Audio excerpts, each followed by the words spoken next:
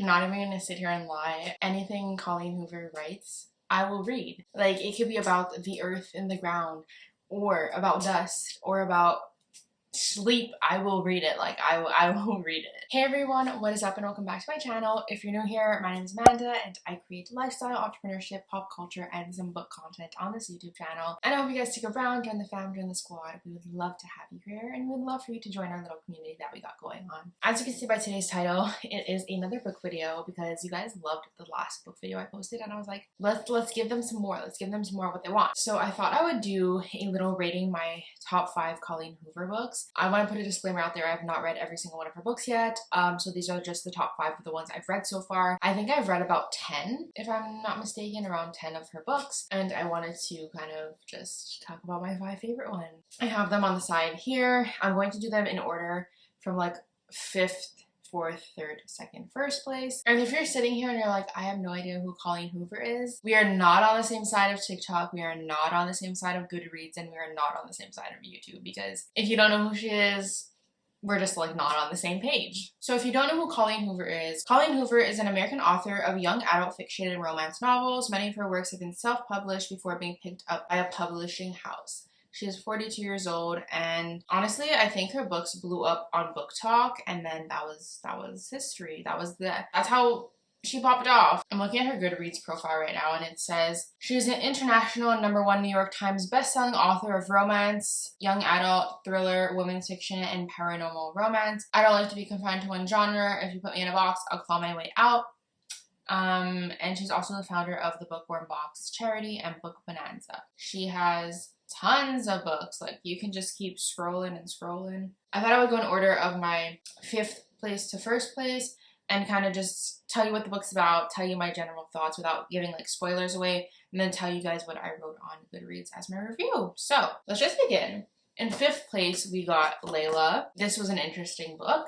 I'll read you the back. It says, love can haunt or heal. When Leeds meets Layla, he's convinced he'll spend the rest of his life with her until an unexpected attack leaves Layla fighting for her life. After weeks in the hospital, Layla recovers physically, but the emotional and mental scarring has altered the woman Leeds fell in love with. In order to put the relationship back on track, Leeds whisks Layla away to the bed and breakfast where they first met. Once they arrive, Layla's behavior takes a bizarre turn, and that's just one of the many inexplicable occurrences. Feeling distant from Layla, Leeds soon finds solace in Willow, another guest of the B&B with whom he forms a connection through their shared concerns. As his curiosity for Willow grows, his decision to help her find answers puts him in direct conflict with Layla's well-being. Leeds soon realizes he has to make a choice because he can't help both of them. If he makes the wrong choice, it could be detrimental for all of them. So this book was like weird, but it was good. It was like those books that are like, you're reading it and you're like, this is so fucking weird, but this is also so fucking good at the same time. I'm a very big, like, I love afterlife talk. I love talk about the universe, alternate universes, different life on different planets, like things like that. Like, I love talking about that, and I'm a firm believer of the afterlife, of reincarnation, of things like that. So this book kind of touched upon it, so I feel like that's what drew me to it a lot. And I thought it was interesting, weird, and I was not the biggest fan of Leeds in this, but I mean, it was an interesting concept. And like, when I got through half of the book, I was like, I need to keep reading because I need to know what happens. And those are the best type of books, the ones that like you don't want to put down because you're like, I need to know what happens. That's what I felt like with this book. So that is my 5th place, Layla. And on Goodreads, let's see what I wrote. I gave it a 4 out of 5, and I said, Leeds sucks. I felt bad for Willow and even Sable. To be honest, I wasn't expecting the twist, and I always love what Colleen writes. This does have a lot of triggering topics, though. I also am always interested in afterlife and what happens to us. I think it's interesting to think about how we were born with no memories, even though we formed for 9 months. I always wonder what happens after death. Maybe I enjoyed this book because it made me think about those things. So basically what I said, it talked about afterlife. It talked about just like what happens when you die and things as such. And I thought it was super interesting, and I kept wanting to know what happened next. So in 4th place, we got the famous November 9th. This one was like, I think like the 3rd or 4th book I read of Colleen's. So it says, you'll never be able to find yourself if you're lost in someone else. Fallon meets Ben, an aspiring novelist, the day of her scheduled cross-country move. Their untimely attraction leads them to spend Fallon's last day in LA together, and her eventful life becomes the creative inspiration Ben has always sought for his novel. Over time, and amidst the various relationships and tribulations of their own separate lives, They continue to meet on the same date every year. Until one day Fallon becomes unsure if Ben has been telling her the truth or fabricating a perfect reality for the sake of the ultimate plot twist. Can Ben's relationship with Fallon, and simultaneously his novel, be considered a love story if it ends in heartbreak? This book, I tell you, I read this so quickly. I was like, I need to know what happens next. I need to know what happens next. The plot twist in this book honestly shook me, and it's really near the end of the book, but I was like, what the fuck? What the fuck? And then there was tears that were shed. There was emotions that were felt. I think I felt so many different emotions in this book, but I really enjoyed the writing, and I really enjoyed the way the story was told. There are some triggering things and things that personally maybe I would have left out, but I thought it was a creative story.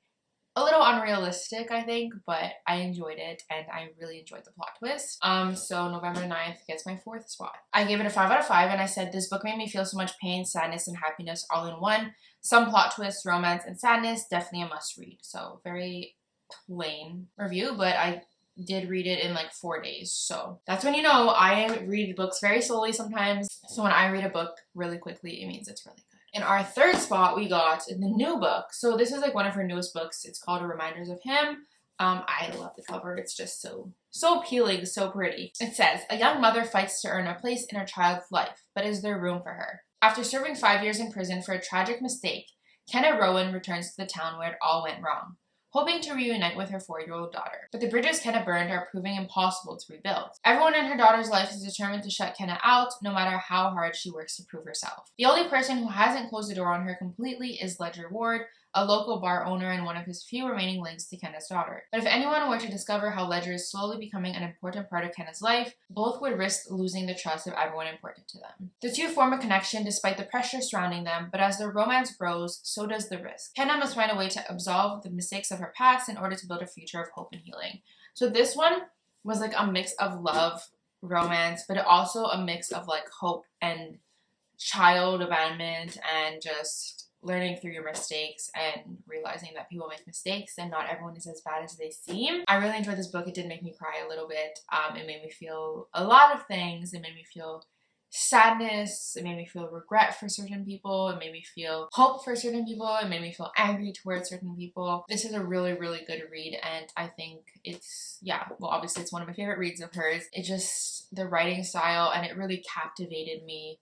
And the storyline was really good. I really enjoyed it. It was really heart-wrenching, especially when children are involved in storylines and plot twists and books, they're really, it hit. So this is my 3rd spot. So let's see what I wrote.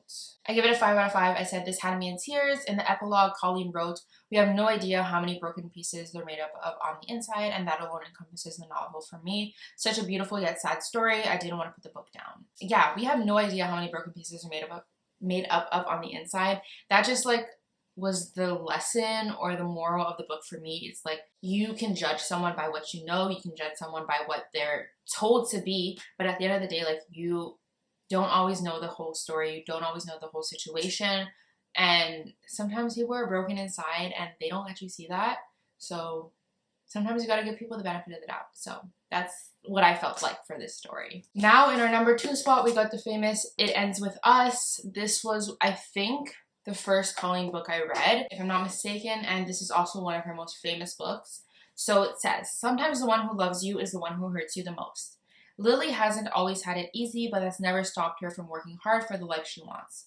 She's come a long way from the small town in Maine where she grew up. She graduated from college, moved to Boston, and started her own business. So when she feels a spark with a gorgeous neurosurgeon named Ryle Kincaid, everything in Lily's life suddenly seems almost too good to be true. Ryle is assertive, stubborn, maybe even a little arrogant. He's also sensitive, brilliant, and has a total soft spot for Lily. But Ryle's complete aversion to relationships is disturbing. As questions about her new relationship overwhelm her, so do thoughts of Atlas Corrigan, her first love and a link to the past she left behind. He was her kindred spirit, her protector. When Atlas suddenly reappears, everything Lily has built with Ryle is threatened. With this bold and deeply personal novel, Colleen Hoover delivers a heart-wrenching story that breaks exciting new ground for her as a writer. When they say heart-wrenching, they mean it. This book tugged at everything in me, everything possible. It just tugged. It tugged at my heart. It tugged at my, I don't know what else. It just tugged at everything. It was something. It was something for sure. I am Team Atlas all the way. And if you didn't know, apparently they're coming out with a movie for this, or they're trying to, and there's also a second book coming that says it starts with us, and I think it's Atlas's point of view. So I'm really, really excited for that one. But this story was all over the place. Like, one time you think something's happening, and then there's a twist and something else is happening. I don't like Ryle. I only like Atlas. But yeah, this one really captivated me, and I read it so quickly as well. And it kind of got me into Colleen's books. So this is a really good read. There are some triggering topics, but I feel like there's triggering topics in all her books. So just take that with a grain of salt. If you get triggered easily by certain things, I wouldn't recommend reading some of her books. But this one was really good. And I gave it a 5 out of 5. I said, read this book in 4 days, could not put it down. Such a good story, storyline, and connection with the characters. We know when Amanda reads a book quickly, it's a good sign. In our number 1 spot, we got the famous Verity. This one is so good, so good.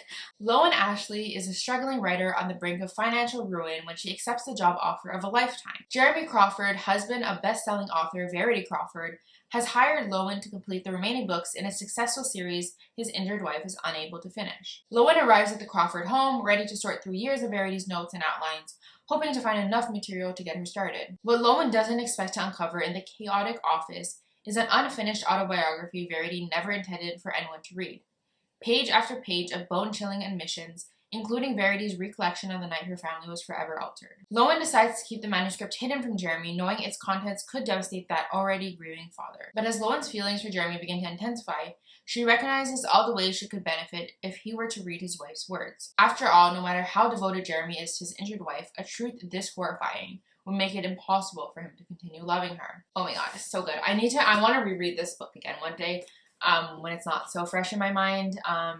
But this was so good. And Verity, I believe she is a sick, twisted, crazy woman.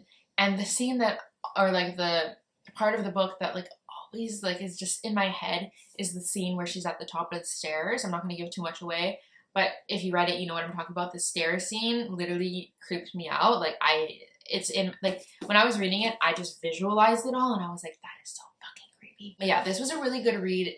I was very encapsulated, is that the word? Captured. I was really into it, and I really wanted to, like, keep reading and knowing what's happening next and all those things. And I am team manuscript, I think.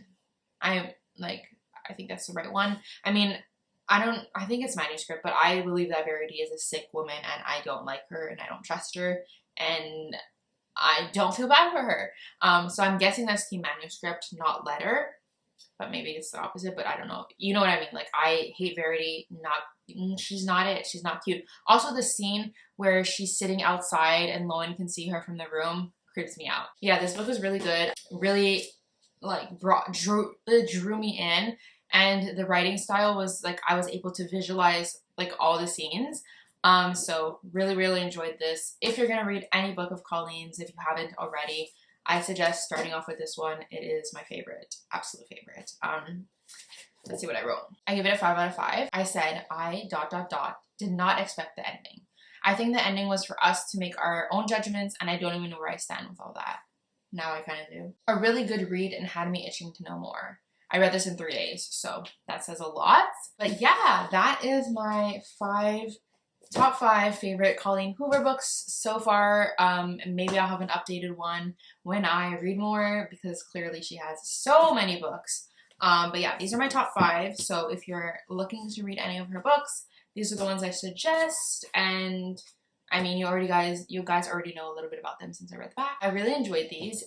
If you are a Colleen Hoover fan, or if you've read any of her books, let me know your favorite book and your least favorite book. I can tell you right now, my least favorite book is Ugly Love. I know, like, that's, like, people love it, but I just hated it. Like, I didn't hate it. That's a strong word. But I just, like, was not a fan. Like, it did not do what these books did for me. So yeah, comment down below your favorite Colleen book, your least favorite book. Comment down below any Colleen suggestions that you think I should read, and if I didn't read it, I will definitely read it. But yeah, thank you guys so much for watching this video. I hope you guys enjoyed it. If you did, please give this video a big thumbs up and subscribe to me below, and I'll see you guys next time. Bye guys!